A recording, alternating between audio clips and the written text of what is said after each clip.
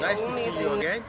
Today our video is about the different terminologies that those are extensively being used in different books that we buy off from market. A few days ago I came to know that more than 70% educated people in Pakistan have never actually gone through any book other than their course books. That's really alarming. We have to start learning to read books because there are so many books out there in the market. Especially I'm talking about those books which we buy to improve our personality, which we buy to groom our own selves, which we buy to know our inner strength and weaknesses that are there in our personality, so that we should really learn the art how to confront it, confront those qualities or the weaknesses, and to improve ourselves upon. So today our video is about those terminologies under psychological interpretations of them. Okay, so the first word is intellect.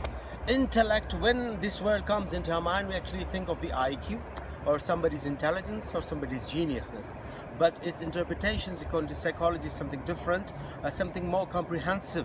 So we can say our ability as a whole of taking into information into our brain, processing it, and then to shape it on ground or to give it suitable ideas to those informations that we got initially, or to express it effectively. The whole of this ability is called intellect. So when we say somebody is good in intellect, we actually by default understand that that person is sharp to take in information, is sharp to process it quickly, and is sharp enough to give it a practical shape. Asad, thank you very much for joining us today. I was just wondering if we could ask you a couple of questions. No? Oh. Okay, ask whatever you want. Could you explain to our viewers exactly what we're going to learn today at all? Actually, it was in my mind since many days that I should make a video.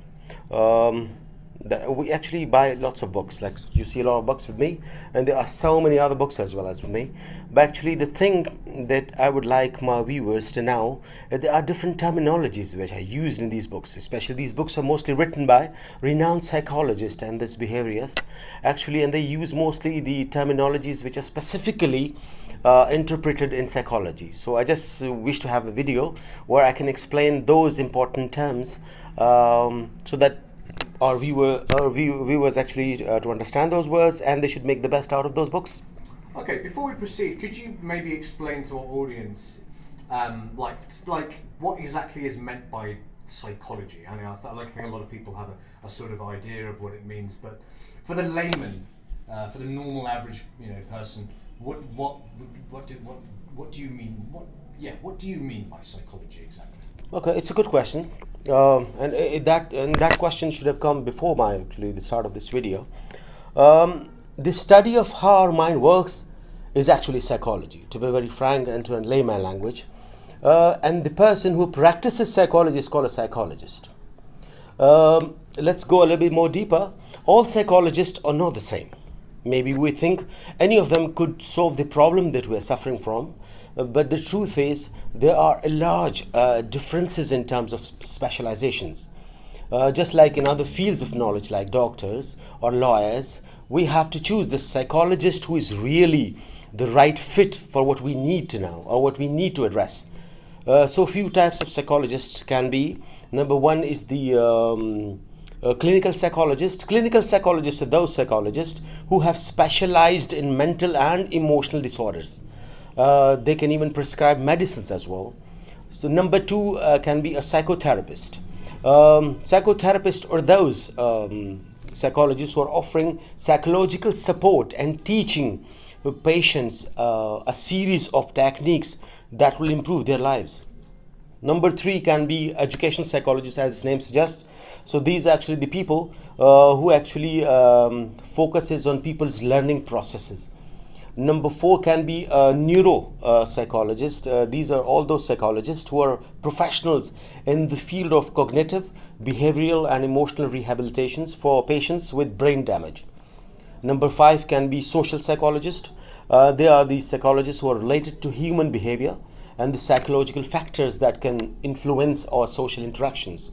And number 6 is forensic psychologists. As its name suggests, these are people who actually deals with the crimes and the legal aspects of different. They specialize in legal aspects. And number 7 could be sports psychologist. I mean, those psychologists who are attached with athletes.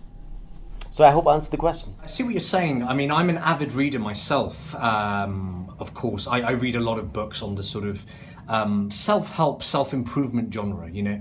And obviously, there are a lot of words that I sort of have an idea of what they mean, but I don't know if that's accurate. Obviously, this is something that you specialize in. So, I mean, could I ask you a few more questions? I mean, could I pick a word that you could maybe shed some more light on? Sure. Okay, so everyone has an idea about, like, let's choose the word emotion. Yes. What could you shed some light on what you believe an emotion to be and what emotion means? Okay. Let's define it in the layman language. Emotions can be defined as our bodily sensation that our brain detect. Okay, our bodily sensation that our brain detect. The resultant reaction of our brain is called emotions. So emotions come after the sensation, not vice versa. And these whole process actually happens in a very short time. I hope you Explain to the audience what exactly is meant by IQ. Oh, actually, IQ stands for intelligence quotient. It's the process of measuring intelligence. It was initially invented by a French psychologist, Alfred Binet, in 1900. A series of questions are placed to measure, test memory, attention, and problem solving. For example, at 10 years, a child with the mental age of 12 will have 12 by 10 multiplied by 100, I mean 120 IQ. Thank you, Asad. What would you say is the difference between self-centeredness and selfishness? Okay. When a person is only focused to self gains, and the same is a mandatory part in his thought process. I mean, he always thinks about his own gains. It's called a self-centered person. However, a person, when he starts to act on the basis of his self-centeredness, is called a selfish person. So it's just a difference between thoughts and action, and that's it. Thank you, Asad. My next question is this. What exactly is meant by inconsiderate behavior? Okay. Look, when a person is unable to see a situation from someone else's perspective, a serious selfish behavior that overshadows, that actually is called his empathy and care for others, is called an inconsiderate behavior. He doesn't consider the feelings of other people around him. So that is called an inconsiderate behavior that actually leads to intolerant behavior as well.